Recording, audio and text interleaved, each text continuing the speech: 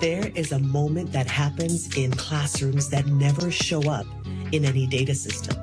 It doesn't appear on a roster, and it doesn't get captured on a walkthrough observation. It doesn't even get factored into any accountability measure ever designed. It's that moment when a teacher looks at a student, like really looks, and sees something that the student hasn't even been able to see in themselves, and decides quietly, without any fanfare, to act on what they see. That moment is the invisible curriculum. The thing teachers teach that nobody can measure, and it's the most important thing a teacher ever teaches. Welcome to Show Me the Math Receipts. I'm Asali Smith, founder of Number Navigators, and this is day 2 of Teacher Appreciation Week. Now, today we're going to talk about 2 teachers who lived the invisible curriculum. They lived it so completely that decades later, I'm still unfolding what they gave me. Miss Katsuno, my 2nd grade teacher, and Miss Harwood, my 3rd grade teacher, and my music teacher.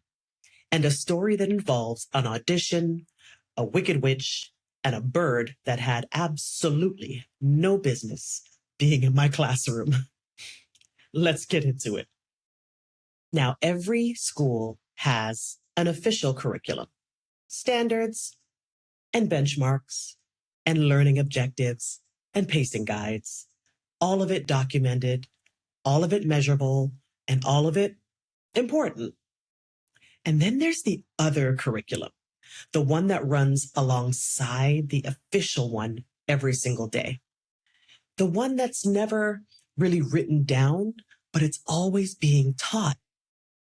It's taught when a teacher kneels beside a student's desk instead of standing over them. When they wait, when they really, really wait for a student who needs more time to find their words. When they remember 3 weeks later that a student mentioned something hard at home and they quietly went and checked in. Or when they notice that a student who is usually engaged has gone silent for a few days and they make a point of asking why.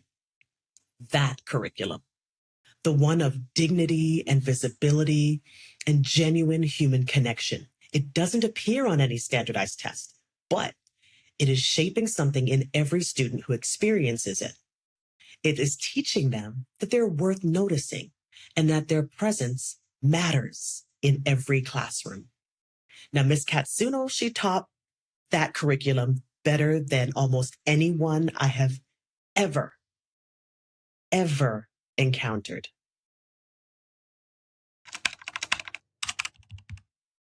The first word that comes to mind when I think of Miss Katsuno, it's compassion. She led with such care and such love that you felt it in the moment that you walked in her room. It was just who she was every single day, with every interaction, with every child who came through her door. Now, Miss Katsuno was in a wheelchair, and I want to tell you something about that wheelchair. I never once, not once, heard her complain about it, not about what it required, not about what it prevented. She just simply showed up fully every single day without apology and without complaint. When we made mistakes, which 2nd graders do approximately every 6 to 7 minutes, she would see through the mistake to the intention behind it. She would find the good in it, genuinely, not with false praise, but looking for what the mistake revealed about the thinker who made it, and responding to that rather than the error itself. I found out later that Miss Katsuno went into the ministry. And when I heard that, I thought, of course she did. Of course. Because without ever writing it on a board or putting it in her lesson plan, she lived by one principle that guided everything we did and she did in that classroom. Do unto others. Every day without exception, without complaint, without ever asking for recognition in return. That is a teacher.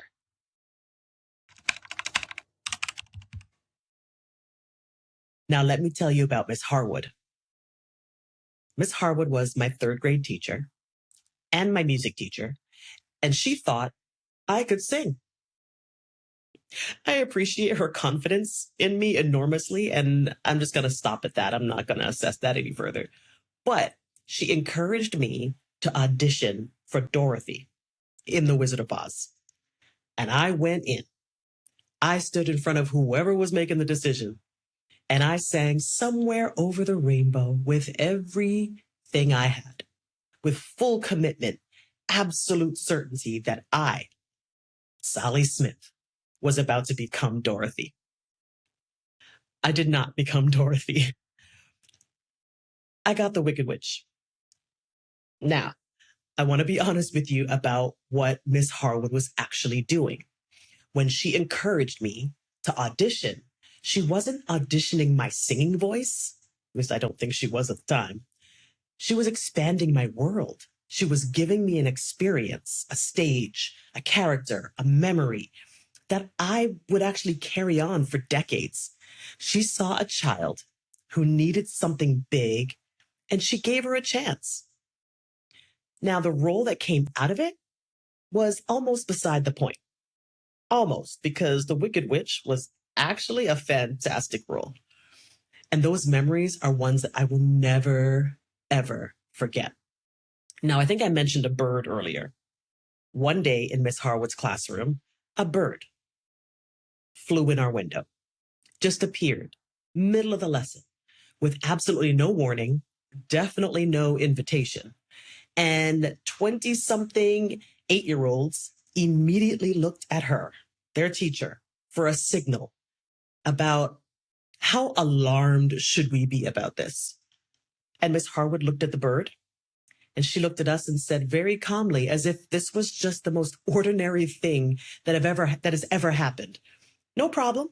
Let's just cover up the windows on the side of the classroom so that the bird can find its way out. That was it.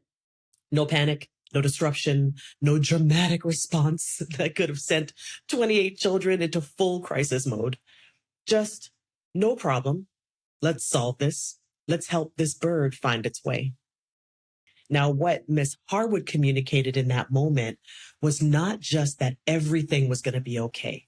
She actually communicated that in this classroom, unexpected things aren't necessarily emergencies. They are problems that we could solve calmly and together without losing the thread of who we are and what we're here for. That is presence. That is what teacher presence actually looks like in those moments when they matter most.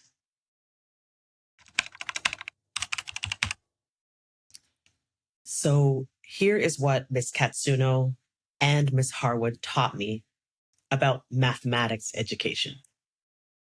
Miss Katsuno taught me that seeing through mistakes to the thinker behind them is more than just compassion.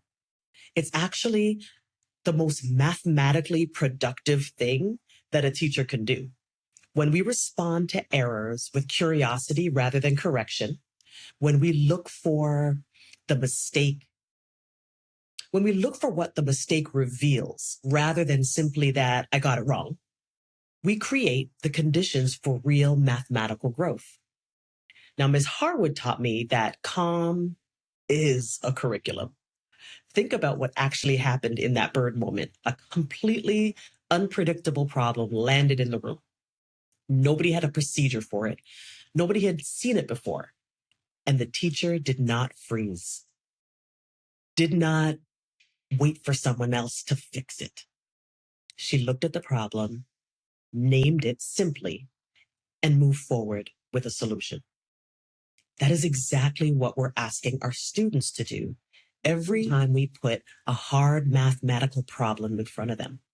We're asking them to stay regulated when something unfamiliar shows up, to resist the urge to shut down, and to believe that not knowing the answer yet is not the same as the problem being unsolvable. Ms. Harwood didn't teach that by just explaining it. She taught it by doing it. in real time with a bird in front of 28 8-year-olds who were watching her every move. So in mathematics education, we call that a growth mindset. Ms. Harwood, she just called it Tuesday.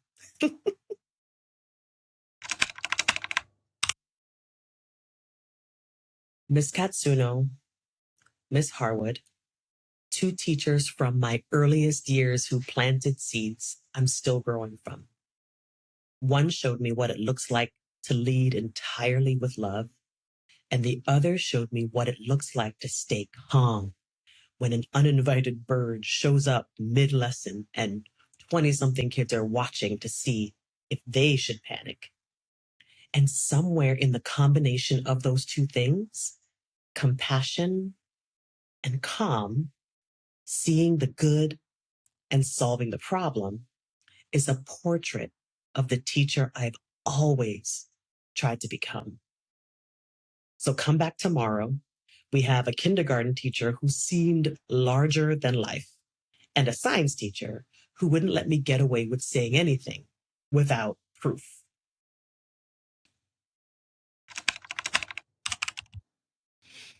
Now, before we close today's episode, I want to announce yesterday's t-shirt winner. Remember, to enter the giveaway each day, I want you to share this episode and tell us about a teacher who saw through your mistakes to the thinker behind them. Tag them, use the hashtag #ShowMeTheMathReceipts, and tomorrow I'll announce today's winner. There'll be a link in the comments that will actually lead you to a form that you can fill out. So now is the time to announce our winner.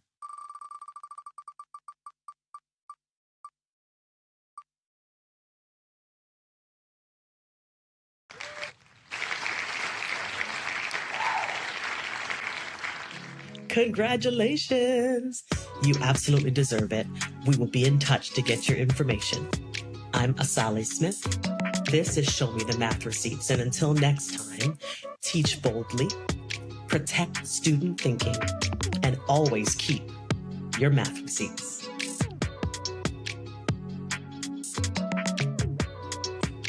It's time for Math Joke of the Day. Don't ever start a conversation with pie, because it will never stop. But I'm pumping.